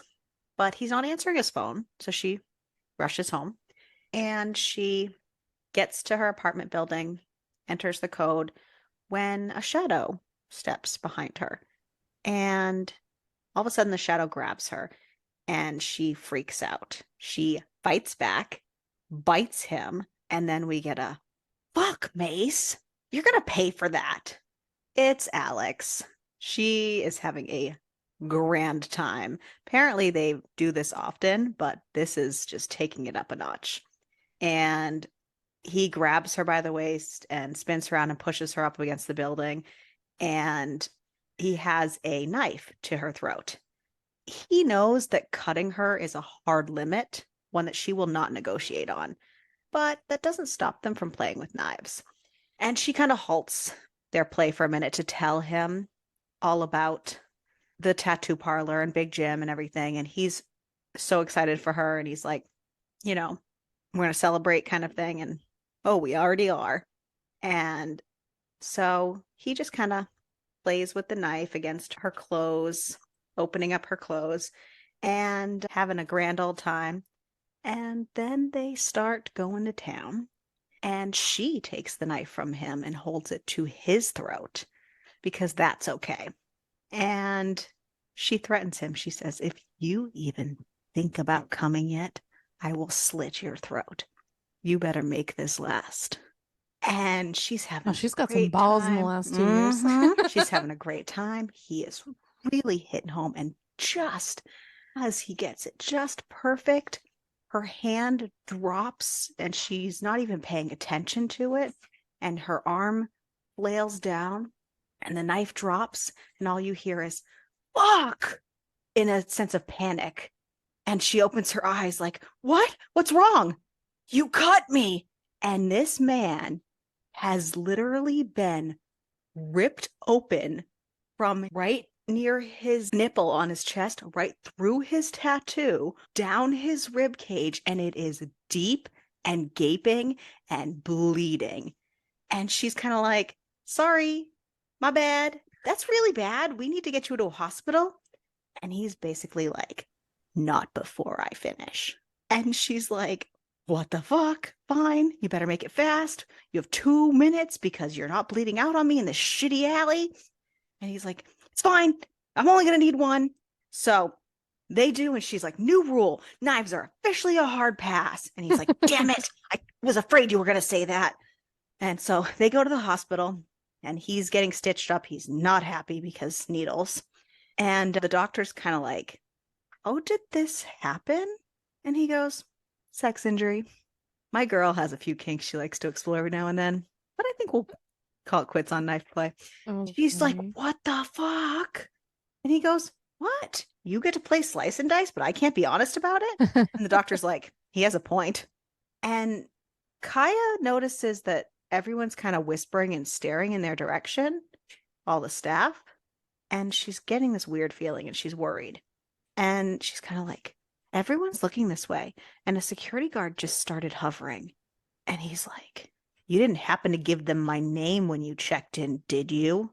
And she's kind of like, oops. And he's like, you ready to feel another rush tonight? Let me teach you how to run from the cops. And that's the end of our book. That's great. That's so funny. Oh man, what a ride. Who's your favorite character? Probably Reed, only because he was amusing to me. Yeah, He was funny to read. I do too. Reed was I funny mean, to it's read. Reed Alex, but yeah, Alex Reed. whatever. Reed slash Alex Who slash was your who was your least favorite character? I know, but mm, Reed was funnier to me to read. my least favorite or my favorite? Oh, I thought you were agreeing. Sorry, who's your favorite? I mean, I'm going to agree, but I hadn't said that. I did like him a lot. I do like how just Big Jim just took everything in stride at that point. He seemed like a really good like father figure for her a lot. Mm. So I enjoyed that. Least favorite character. Well, everyone who's dead. So there's that. Actually, no, I liked Viper too a little bit when Yeah, I I kind of got liked past Viper. the him being weird part. Obviously, Mason sucked and Cruz sucked a Yeah. lot. And I was kind of really frustrated about her friend not No. sounding the alarm. Yeah. Listen, if I was missing for like an Do you hour, think I would have let that go for 3 fucking days? You no. were absconded in the middle of the night from my house with when a And just kidnapper's at dropped off the face large, of the a planet. stalker's at large, and just dropped off, and then we're answering my texts all weird and not like you. I Mm-hmm. would have been, if not the cops, I would have been talking to that motorcycle club. You better fucking bet your bottom dollar. Waltzing my ass in there like, hello. At your bottom dollar. Oh, good lord. Okay, sweet dealio. Amazon gives us a 4.3 and Goodreads is a 4.1. Where are you sitting at it? I rated it 4 stars.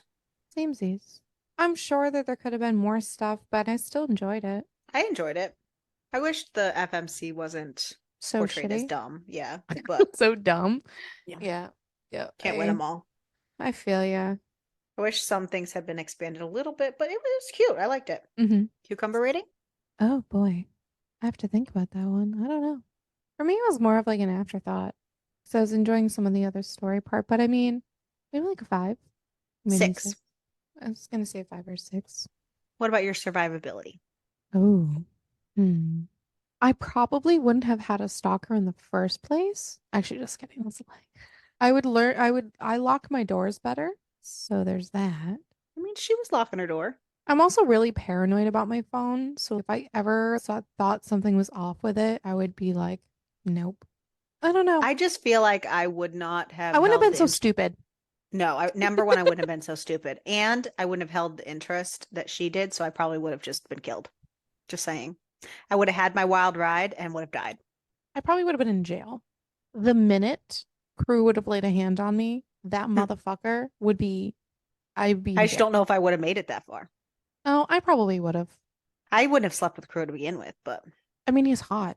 see, that's not enough for me. Oh, it's enough for me. I know, but Clearly, I have very low I standards. know. The bar is on the floor. He works out. Listen, give me a good set of abs, and I'm weak. I mean, you are not alone. There's lots of. I know. Anyways, yeah, so let's I don't know. find I out. think that I would have been fine. I think I would have been fine. I probably would have ended up in jail, or I would have become the wife into a motorcycle club. So, So okay, I probably just would have been the motorcycle club wife. Let's I would have just change fucked that. around and been like, yo, let me just like sow my wild oats for a little bit, and then yeah, I will settle down with you. Honestly, I probably would have just been the motorcycle Because club wife. as far as I read from her, is he was also hot. So Yeah, I probably just would have been his wife. Like, whether I was happy about it or not, that I probably mean, would that's have been some my fate. security right there, Right. That you probably would have been know? my fate. That's the That smart way to that's go just that probably would have been my fate. in public. It's a perfect situation. So we don't have to spin the wheel. Why We're do you just ask? because it is our final book on the wheel before we have the new one. Woo woo. Did you help contribute to our new one? If you didn't, make sure that you're sending us requests or Yeah. suggestions Yeah, because we love because to hear them. we love to hear them and we do specials twice a month. So like if it doesn't end up on a wheel, it could end up in a It could end up on a special special. because while we love We have a bringing little you, bit more leeway on specials and yeah, yeah, we tend to typically for our regular episodes, we always try to pick Kindle Unlimited books because it is easy access. versatility and yeah. But like sometimes for our specials, they aren't Kindle Unlimited. But you know what? We still want to read them. We try, but And you we know. try to like make them a little extra. So for They can be the fun ones. our final wheel book before the new one, we have One Night Only by Catherine Walsh. If that name sounds familiar to you guys, we read a book by her already. Mm-hmm. I think it was a snowed in book. Yep, it It was was. a whole wild experience for us. And you really liked it. And I did. I So really when liked I it. saw And this one, I thought that you would be interested.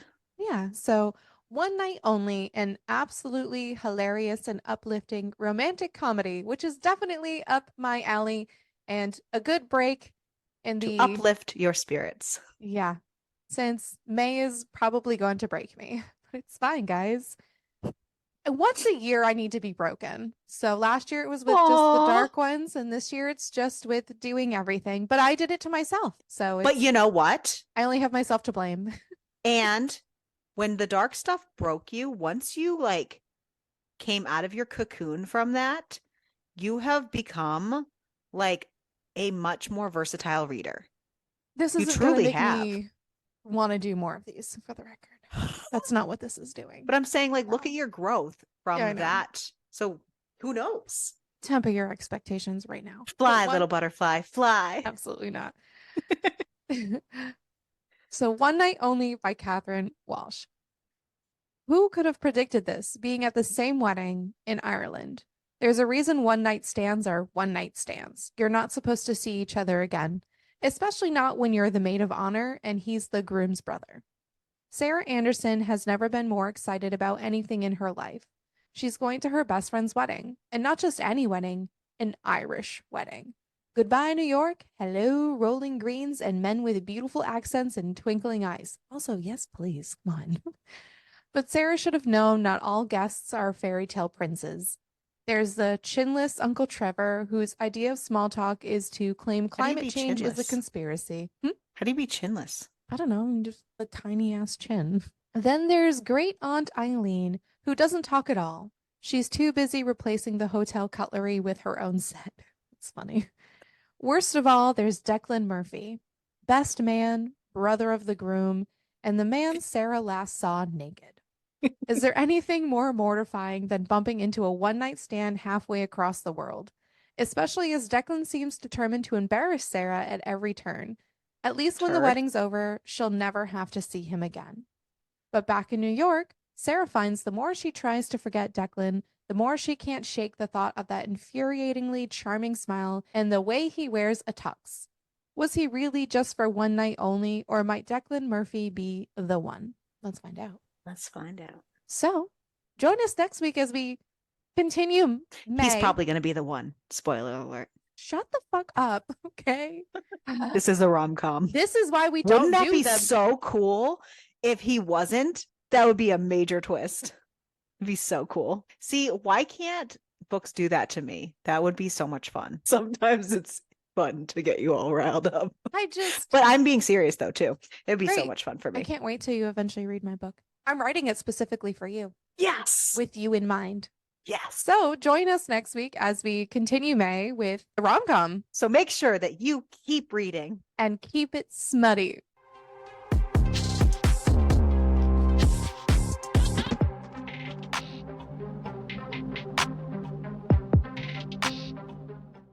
Oh, fuck. Oh, fuck.